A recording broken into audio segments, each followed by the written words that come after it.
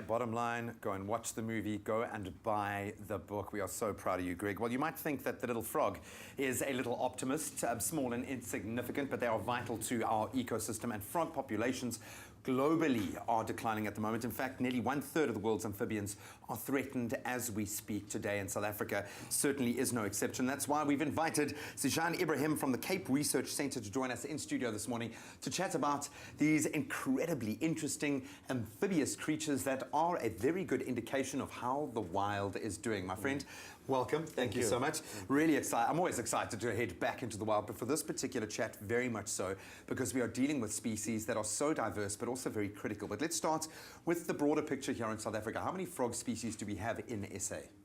Well, this year, just 8 new species were described.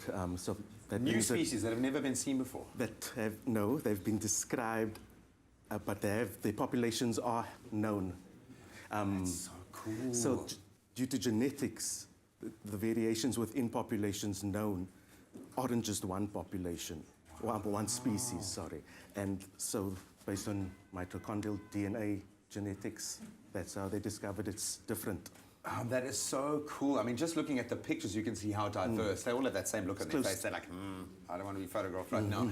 But it is, I think, most alarming that we are seeing more and more of those species being added to the critically endangered list. And in fact, one recently, the Rose's Mountain toadlet, has moved onto that list as well. Yes, there are about over 20 on that list. That's between vulnerable and critically endangered. And the Rose's Mountain toad, due to that genetic study, that is where populations on the Cape Peninsula are different to the populations on the rest of the Cape Folded Mountains, that reduction in size has altered it from vulnerable to critically endangered. So an assumption we've made in the past is not valid. It's not valid anymore. This obviously is alarming, yes, when any animals is seen to be declining at that rate, but why the toad or frog species declining in this way? Why is that so alarming? Well, it's an indication of the environment. The frog is big enough to see and measure and photograph, but what else might be declining that's invisible, not known? So it's proxy as well. So it becomes an awesome litmus test almost, if I can use that analogy, to see where the environment is at the moment. I'd love to take some calls. We've got a wealth of information here, so please, if you've got any questions relating to any species that you found or the environment at large as it concerns amphibians, please give us a call 021 430 9881. We're going to continue our discussion in just a moment. It's my feel-good breakfast show. A story with a very happy ending indeed. Very inspirational stuff there. Now, we're wanting to see a happy ending as we return back into the wild when it concerns amphibians, more and more being added to endangered, critically endangered species lists. And of course, we've now learned that they are critical to our environment as well. A good indication of how the ecosystem is doing. We've got Zishan here from the Cape Research Centre. I can see how passionate you are about the work that you do and how much research is involved in this work, because these creatures, as you say, offer a wealth of information about the environment. Tell me a bit more about your work that you do specifically at the Research Centre. Yes, I recently submitted my MSc at the University of Stellenbosch, and it's amphibian conservation in an urban park, focusing on Table Mountain National Park, and threats to 8 species. Not that there's 8 here, there's over 20, but 8 are threatened and endemic. How do you go about that? Is this like weeks and weeks of you trudging through the bush? How do you go about actually achieving this work? I know there's a lot of legwork in terms of compiling a report like that, but the actual work itself, surely it must be pretty hands-on. Yeah, in 2 parts. It's a desktop study of threats and field work, yes. Collecting data, in this case, of the Table Mountain ghost frog. Testing their water habitat, where tadpoles are found. How many species are under threat here? Just in the zone that you were focusing on, which frog species, how many of those are now, should we be alarmed about? There's the ghost frog, check it out. That is so cool, man. There's about 4 in the Cape region, including the ghost frog, and the Rose's mountain toad. The western leopard toad is another endangered one that people might be familiar with because it's down in the lowlands amongst the residential areas of the Southern Cape. I mean, they are just beautiful to look at. I can understand why you chose the ghost as the poster boy for this.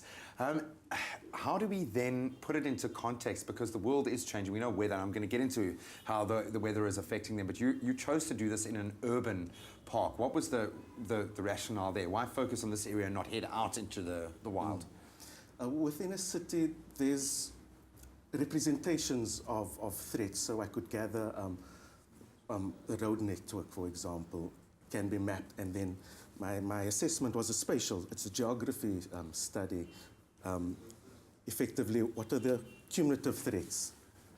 And in a city is where those threats are most evident. What is the biggest threat then? Was there one? I know it's probably a complex kind of balance, but was there something that's ultimately one idea that you were left with, like, hang on a minute, this is it? It's residential and urban developments.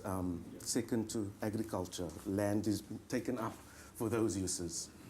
We're going to get into how we can maybe offset that or how we need to approach this problem, because I think there must be solutions there. Again, our lines are open, 021-430-9881. If you've got any questions or any cool pictures as well, post them on our Facebook page. We'd love to help to try to identify some really cool species of frog or amphibians out there, but we're going to continue this discussion in just a moment. It's my feel-good breakfast show. Welcome back, and welcome back into the wild. We've had a lot of fun talking about amphibious creatures, most notably frogs and toads. We've got Zishania from the Cape Research Centre talking to us about the very interesting and I think vital work that you're doing in tracking species and what's threatening those species here in South Africa. When we talk about them being a vital part of the ecosystem, what role do they actually play? We've all played with tadpoles when we were younger, see them in puddles and pools. I would imagine they eat a lot of insects, but from an expert perspective, what role do they play in the ecosystem? Well, if you look at a food web or trophic pyramid, they fit there in the middle where they eat pests and non-pests, but also they provide food and nourishment for birds, for example.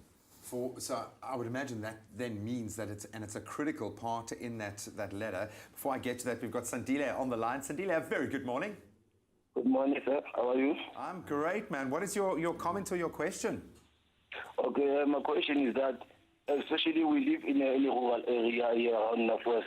Yeah. So sometimes we experience we have a rain.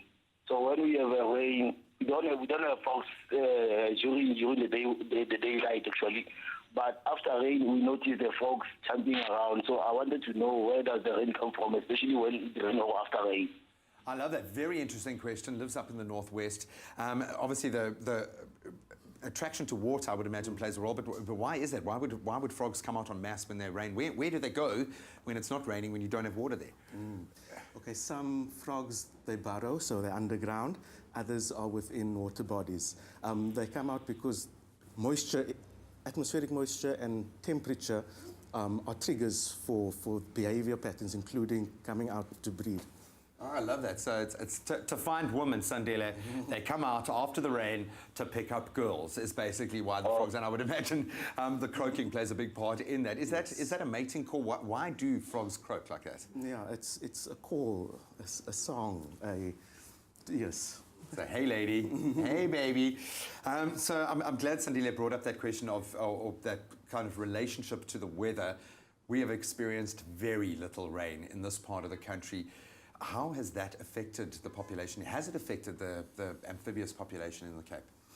Yes. As I mentioned, rain and temperature triggers the breeding season, and it does affect the numbers that come out, or you expect them to come out en masse at that time, but we're noticing less and less volumes. So when we look at protecting the species, how do we go about that then? Where does the onus lie? Is it on us as individuals? How do we combat something like that? There's two places: the protected areas and our state institutions that should conserve. So protected lands like national parks, provincial parks, as well as where they don't occur in national parks or protected areas, in back gardens or or in residential areas, you accommodate them by planting the right things and allowing movement out of your property So as staying well. true to the ecosystem as it is. Oh, I'm loving this. Our lines are open again. Thank you, Sandelia, for an awesome question. 021-430-9881. We're going to have one more segment, so please keep those calls coming. It's my feel-good breakfast show. So we continue, or at least conclude our discussion with Zishan, a researcher at the Cape Research Centre. I've learned so much from you this morning. Thank you so much. I know I have a huge interest in frogs and amphibians. Just looking at the pictures, the diversity in species, absolutely amazing. A lot of this would then say to me that they would make amazing pets just purely because they're so attractive to look at. They're so interesting, much like lizards are. But maybe that's not the case. How do you feel about frogs being kept as pets? You can't truly own a wild animal, I don't think. But yes, reptiles and amphibians have been kept as pets, but it is discouraged. That's covered. Each province has their own laws about it.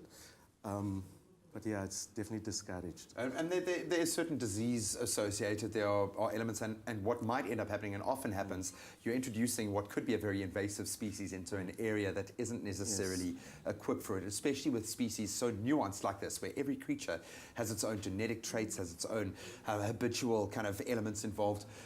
We've got another caller on the line. Heather, very good morning. Heather, how are you? Yes, hi, good morning. I'm very well, thank you. Thank you so much for joining the very interesting discussion this morning. Heather, what's your comment or your question? Yes, I would just like to ask, what is the difference between a toad and a frog? That is probably the best question we've had all year, Heather. Well done. What is the difference between a toad and a frog? And that's toad we've got there on screen, yeah? Yeah, possibly. Yeah, so what is the chief difference between toad, frog? What signifies? Well, a toad is a frog. Frogs include toads. Toads are one family or a group of families that have that gland behind their That guy eye. there. It secretes a bufotoxin.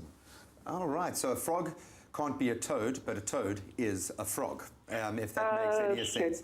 And then toads have that gland behind the eye that you've led us into another very interesting question, so thank you so much, Heather. Hopefully that's cleared up that little mystery. That gland, we hear about toads excreting hallucinogenic toxins. You know, there's all those kind of stories about in the Amazon where they go on a kind of a voyage of self-discovery licking the back of a toad.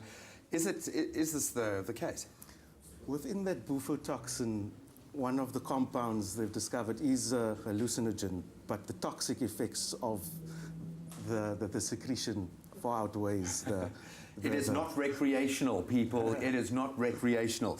So I think the most important thing that's come out of this entire discussion is the fact that we need to accommodate the species as our urban areas grow. So how do we do that? How do we make sure that our gardens, the areas in our non-private parks, obviously the areas that are protected by government and those sorts of areas, but our own spaces, how do we make those safe and inviting for frogs to keep the species alive? It's about growing the right vegetation for the area and allowing free movement. If your wall blocks the property at 3 or 4 sides, there's no way they move through. But allowing gaps, effectively allowing movement is our...